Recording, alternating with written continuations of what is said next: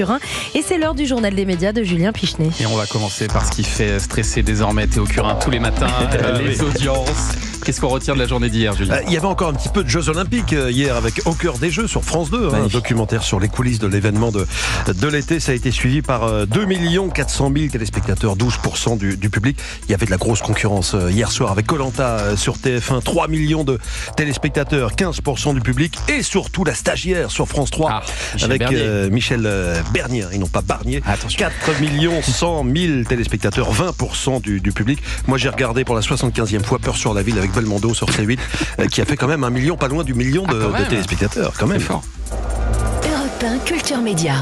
Et on commence avec l'info de la nuit et le premier débat télévisé entre les deux candidats à la prochaine présidentielle américaine. Donald Trump versus Kamala Harris, c'était leur toute première rencontre cette nuit à Philadelphie. 90 minutes de vif débat retransmis sur la chaîne ABC.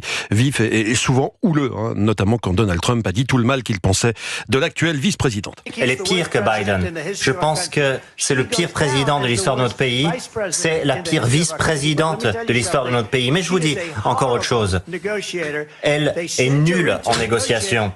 Toujours dans la subtilité. Ça c'est dit. À l'issue de ce débat, la chanteuse de 34 ans, Taylor Swift, dont la popularité est telle outre-Atlantique qu'on estime qu'elle pourrait avoir un poids dans le résultat final, eh bien, elle a écrit un long message sur Instagram. Dans ce message, elle apporte son soutien à Kamala Harris, qu'elle juge douée et solide. C'est une publication qui est rapidement devenue virale. En 5 heures, elle a été postée vers 5 heures du matin. Elle a déjà totalisé 5 600 000 j'aime. Vous savez que Taylor Swift a 283 millions de followers sur Instagram.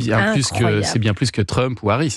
Ils en sont à 26 millions pour Trump et 18 millions pour Harris, ce qui est déjà énorme. Mais c'est vrai que Taylor Swift est l'une des personnalités les plus suivies sur Instagram, d'où le poids qu'elle pourrait avoir.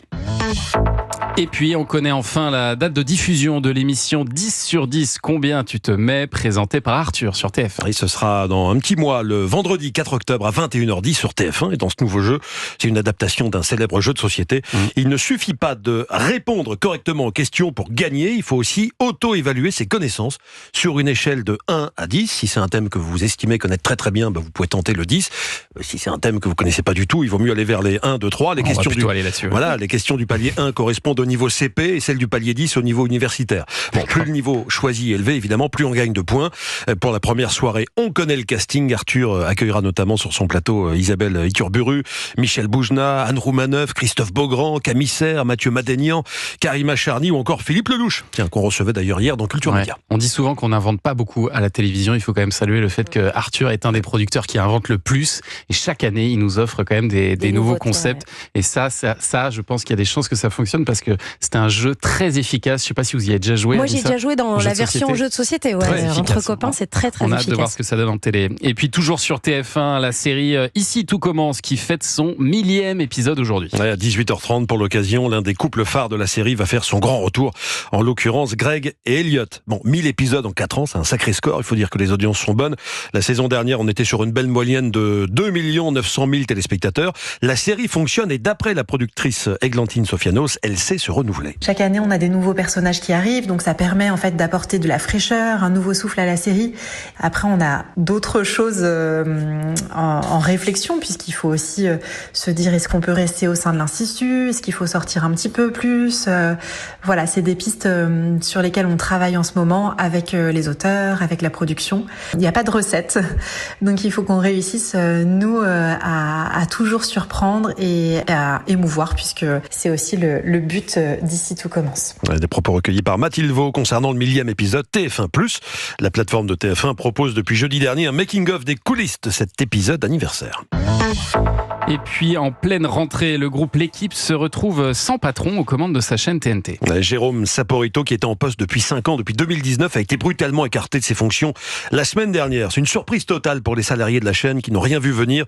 Jérôme Saporito avait en plus redressé les audiences de la chaîne ces dernières années, même si le mois d'août n'avait pas été très bon à cause de la concurrence de France Télévisions et des Jeux Olympiques.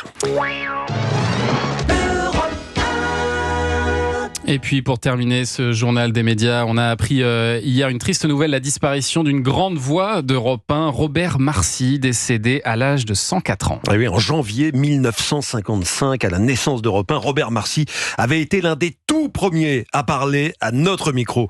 Élève de Louis Jouvet au conservatoire, il eut une belle et longue carrière au théâtre. Il fut également parolier et donc animateur radio sur Europe numéro 1 où il a absolument tout fait entre 1955 et 1970.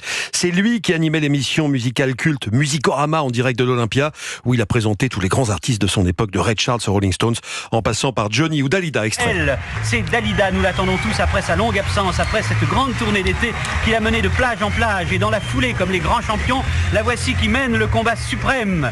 Paris, l'Olympia. Le rideau en s'ouvrant laisse apparaître Dalida. Elle est si belle, toute dorée dans sa longue robe blanche, mince, élancée, immobile, que ses applaudissements traduisent autant l'émotion que l'admiration.